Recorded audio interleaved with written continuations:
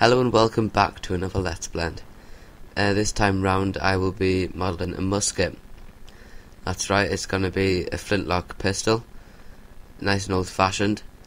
It's going to be for my RPG game. The modelling is so long it's going to be in 2 videos. It's quite an intricate model to do.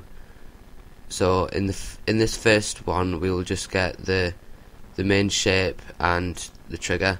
In the next one we will get the loading mechanism done. And for the musket we will be modelling from a reference image, and I'll show you how to set that up. So without further ado, let's go into Blender and get started. So in this episode we're gonna model from a reference image. So to do that, just hit N and background image and then just open it.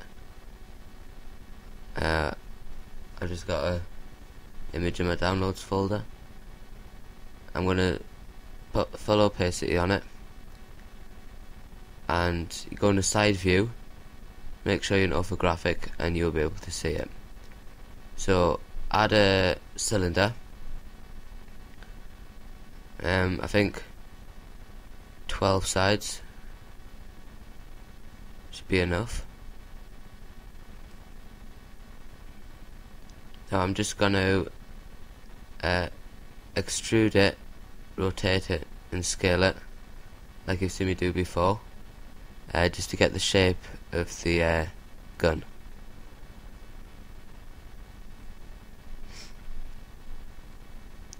So as you can see, it's really easy with a reference image. It's right behind you and you can just follow the lines. You don't have to copy exactly, but it certainly helps. And if you just move that into place and rotate it, and the handle gets a bit bigger towards the bottom, so just scale it up.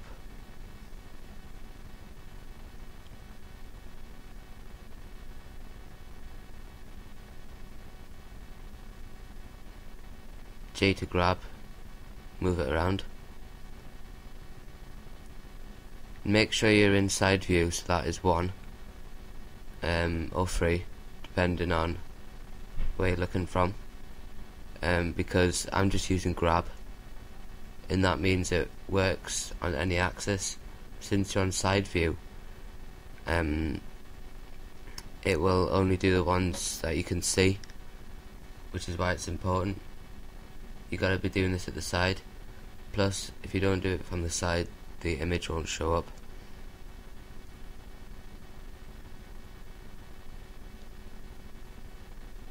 Now if you look at the image, you can see at the top the part of the barrel goes down a bit, so that's just what I'm doing here.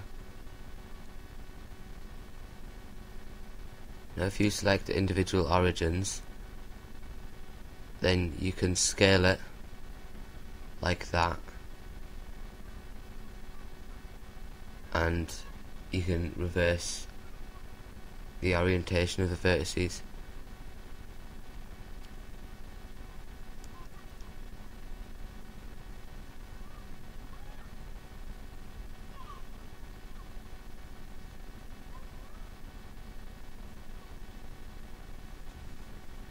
So this bit here is where the metal barrel is gonna go, because it's like a wooden body and then the metal barrel sits in the middle, so I'm just making room for it here.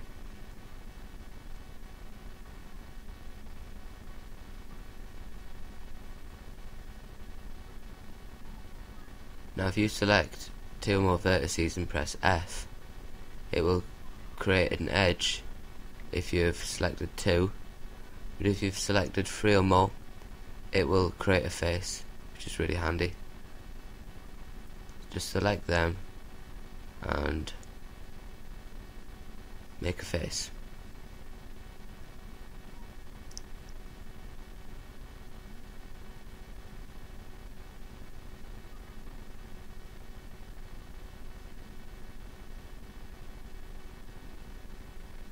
So you can see the general shape here. It's kind of a semicircle at the bottom, and I think that is about done. Yeah. So now if we extrude that out, you can see we've left room for the metal barrel, which you can see above it in the reference image. And at this point, the you can see it slopes up. So this is going to be quite difficult because we need to keep the shape in the middle the same because of the barrel that'll sit in the middle, but move the rest of it up. So you don't move it up like that, just move it straight along, and then you have to move the vertices individually along the bottom like that,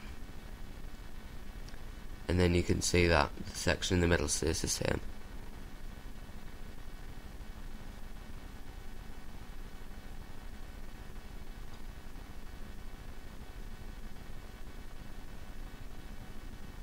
And now we can just pull it all out, and that's worked perfectly. Coming towards the end of the body now, so instead of having just F to make a face and cut it off, I want to make it nice and smooth. So what we do is use the shrink or fatten it tool, and you can see there what it does. It will inset it rather than just a normal scale.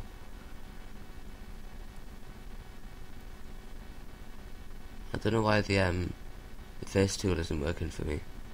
I've selected the mold and I hit F, but you just saw there that it didn't create a whole face, just that little thing in the corner. So I'm going to have to do it the old fashioned way, which is make the faces by hand. Which isn't so bad, I've done loads of it in the past. Plus it allows us to control the size of the faces. To be fair, if we selected all that and made a face, it would look terrible. So you can see me here just selecting the vertices in groups of 4, and because I chose 12 vertices for the cylinder, you can see it will work perfectly. And that's the end done. Maybe just move it down a bit. Oh, the loop tool isn't working because I've edited it manually. So I'm going to have to select each one, no bother. Just a little extra work.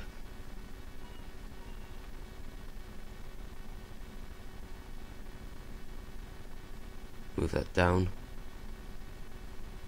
And I think I might scale it on the Y. I think that would look better.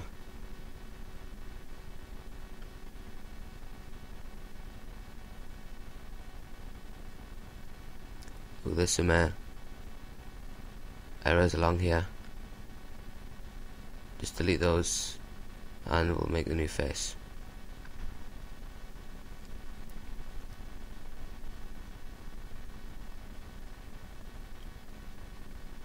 So if we just select this loop here, then scale it on the Y, you can already see that looks a lot better. And this is better than just cutting off and having a sharp edge. I much prefer having the smooth edge here.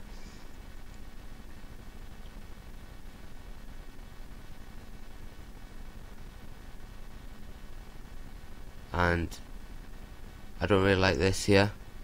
You can see where I've made it like a really sharp edge there, and I just want to smooth that out. And I'm going to do that by subdividing these 3 edges here and then dragging these vertices over there, and then if I just lower the other ones, that'll create a nice smooth edge. Oh no, I've got doubles. You can see that. So if we just select all and remove doubles. Doubles are vertices in exactly the same place as others, which you don't want, and you can't see them either, which is why it's always a good practice just to remove the doubles every so often, just in case you do have them. You might have slipped a key, you might hit extrude and forgot to move them out, just removing doubles. And smooth it, I forgot to do that. Right, there's a problem here. Because I'm modelling with squares, I should be modelling with triangles, because you can't always tell where the square will fold. If you have a triangle, you can't really fold it, but if you have a square, you can fold it in half, which is the trouble. And I've just fixed that by deleting those and making the edges manually. Now we need the barrel, where the bullets will get shot out of.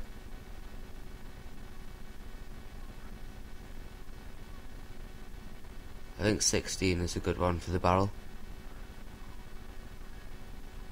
We want it to be a bit higher poly because it's metal.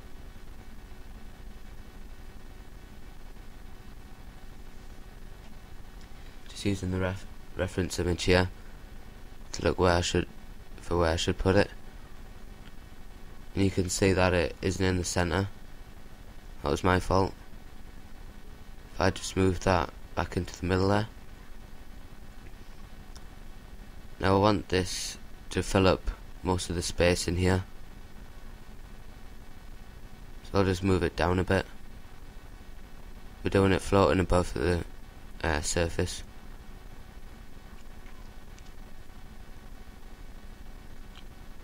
Now I'll just move these vertices here up because they're getting in the way.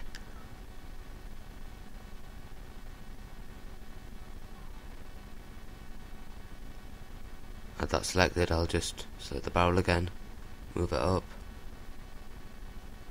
and you don't want it to clip through the other faces. That'll look horrible. Nice and easy for the barrel, just drag it straight out.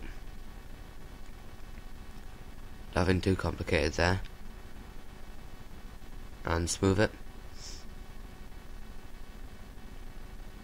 Now it's the same again for the edge of the barrel. I don't want it to be too sharp, so this is always the method I use. I extrude it, I shrink it down a bit, and move it a tiny bit forward, just so it's not really sharp.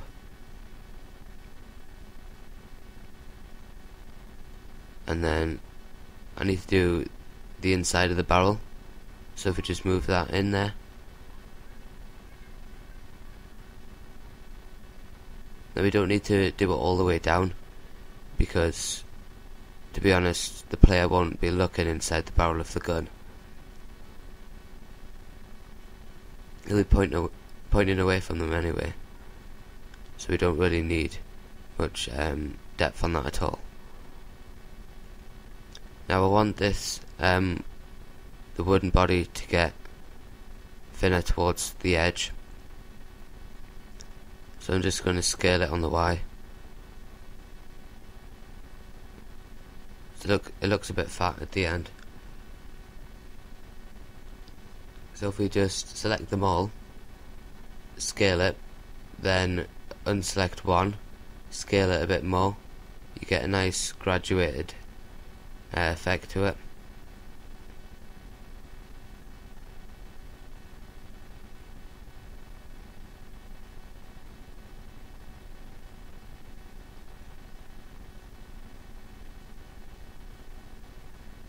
It looks pretty good to me.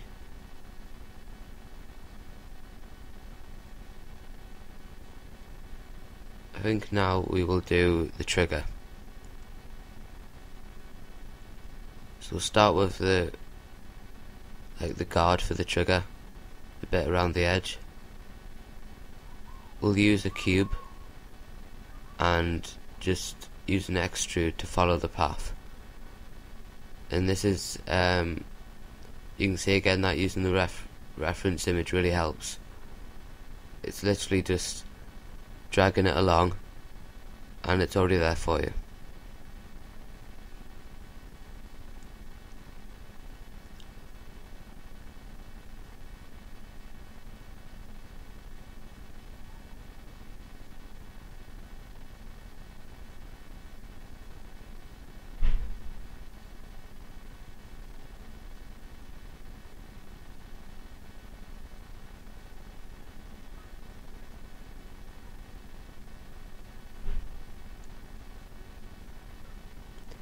This bit took me quite a while, so just bear with me. It was quite difficult getting the other one to branch off from the side of the cube. It had to be the same thickness as well.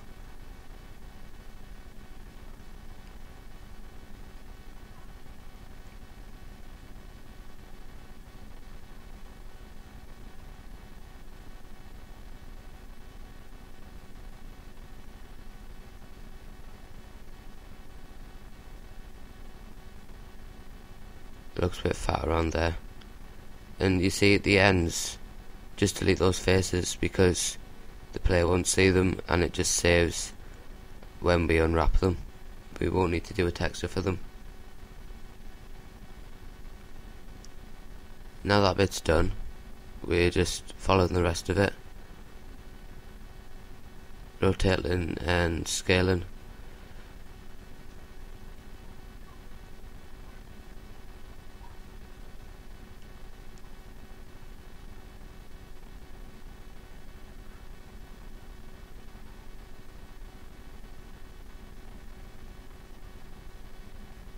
Now you might be thinking that this musket is too high poly for a game.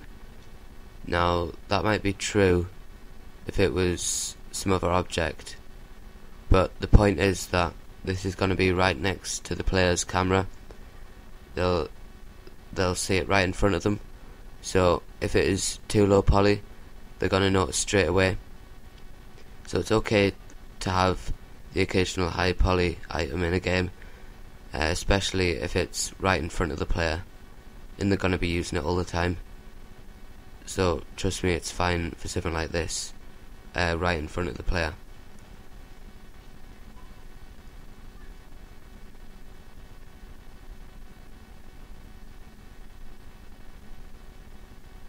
And smooth that.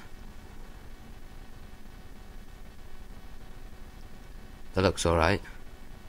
Now we're going to do the trigger. In a later episode I will be animating this, so that'll be the trigger getting pulled.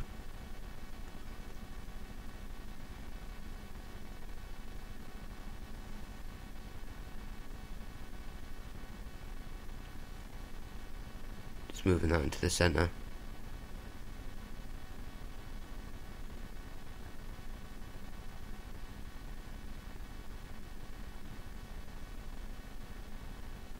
Now I want to make this trigger go quite far into the model. Even though you won't see it, I'm just afraid that when I animate it, it might actually clip out of the model, and I just want to be safe in case that happens. So I moved it quite a way inside the model.